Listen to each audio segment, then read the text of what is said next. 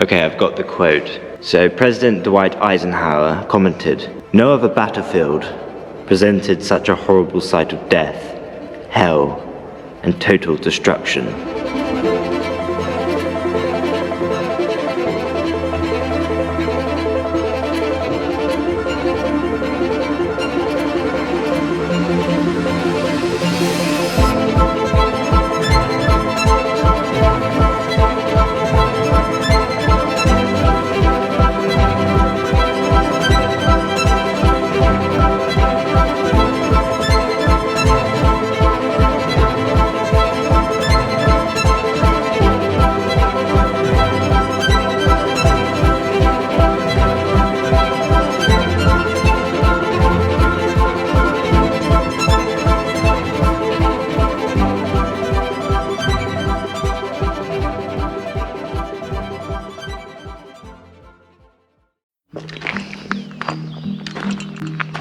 Welcome to Chateau Saint-Baud-Léonard.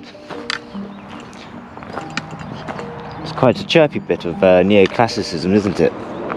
Of the Siècle des Lumières, built around the time of Louis XV and Louis XVI. So just pre-revolutionary, really. Look at those lines. They're very Egyptian looking, aren't they? Quite glorious things, aren't they? The urns and pediment, faces on the top of the arches and the keystone. See, on the keystone? Faces, faces. It's all boarded up. Look, they have a lake. So now I'm off to Vimoutier. It's about some 30 kilometers, maybe 25, and I'm passing through the heart of Normandy, really. In fact, I'm passing a village called Camembert.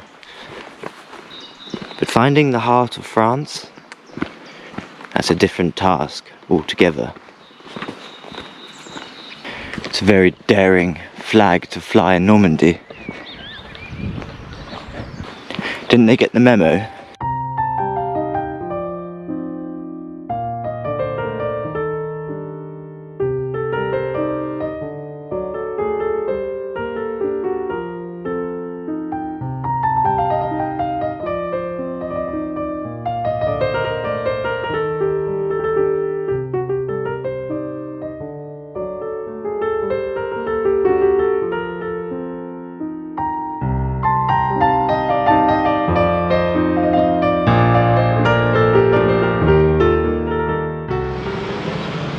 Look at this before and after. That is a Tiger tank. I think that's a Panzer. And that's what it looks like today. And I think that's just down there. So I'm in Chambois, which is literally the place on the map where the pocket of Falaise closed when the British and the Americans captured a German army, I think 2 German armies, and it was through this town here, you might say a big village. Thousands and thousands of Germans were trying to flee from the disaster of the Battle of Normandy, from their perspective.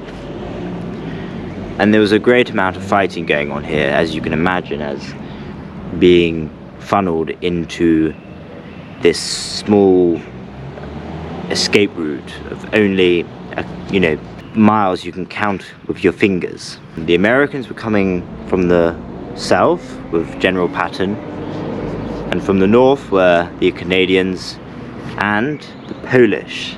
And this is what's so amazing about Chambois.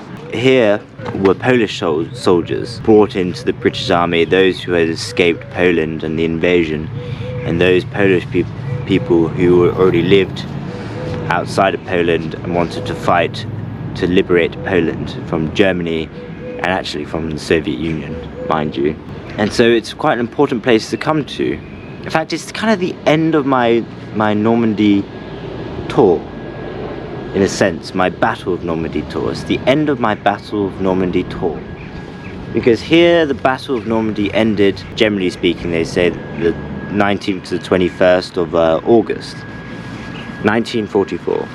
And the guns were raging over there. In fact, right here in this square, German soldiers were surrendering in droves. And they held them here, I believe.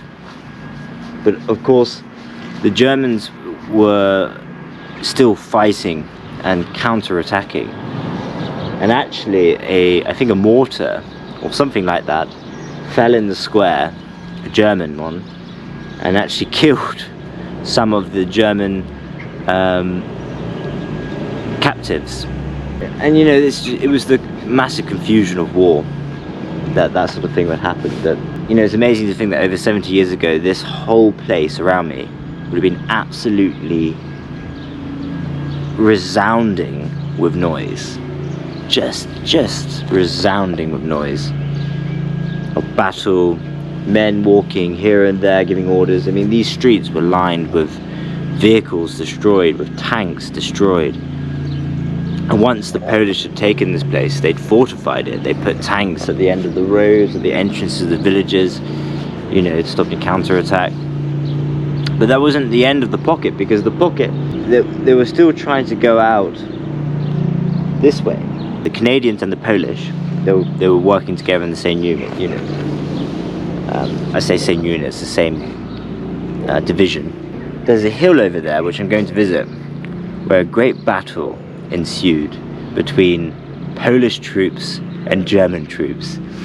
And what I've gathered from the book I read about the Battle of Normandy from the Germans' perspective is that when the Germans heard that they were fighting Polish soldiers, the battle got very, very heated. Very heated. And it was probably more to do so with the Polish than the German, because the Polish were very sore about what happened to their country, and they knew a lot about it even during the war, especially by 1944. Fascinating place to come to. I'm going to go to the church now. Apparently there's something there, and then I'm going to move out of this place, like the Allies, going east, chasing the Germans back to their homeland.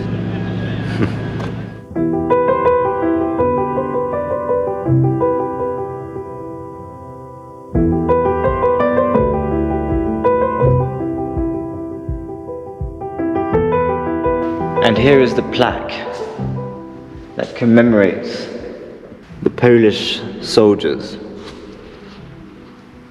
who fell here. Aux soldats du 10e régiment des dragoons de la première division blondier polonais tombés pour votre et notre liberté le 20 août. I'm very bad with dates like that. 1944. Would you say 1900?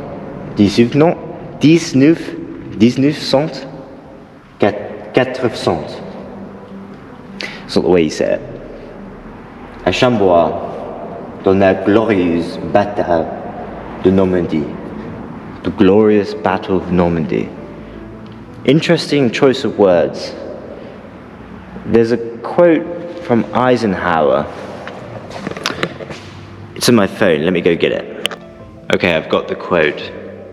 So President Dwight Eisenhower commented, "No other battlefield presented such a horrible sight of death, hell, and total destruction." So, dans la glorieuse bataille de Normandy, I'm not sure. Glorious for the heroes who fought and died, for they must be remembered in a glorious fashion. But the battle, is it glorious? I suppose it could be. From what I've read here, in Folly's pocket, it was rather a machine of death. And though we might consider it a just war, nonetheless it's a terrible war. you know, things are going on in Ukraine. They're fighting in ways which are not too dissimilar to the Second World War, although the weapons are slightly different. One can't help think of Ukraine when you're standing on a battle site that will one day become, well, it's already old. One day it will become legend, I suppose.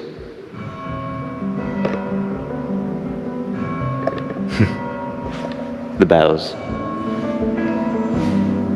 It's 4:45.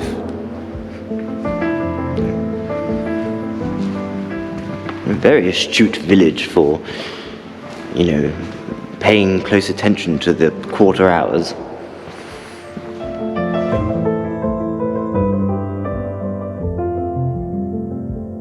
If you like the video, please like and subscribe, and consider giving some money to my fundraising in aid to tackling homelessness with the charity St. Mungo's, and there are other social media platforms down below like Instagram, Substack, and I have a Patreon as well.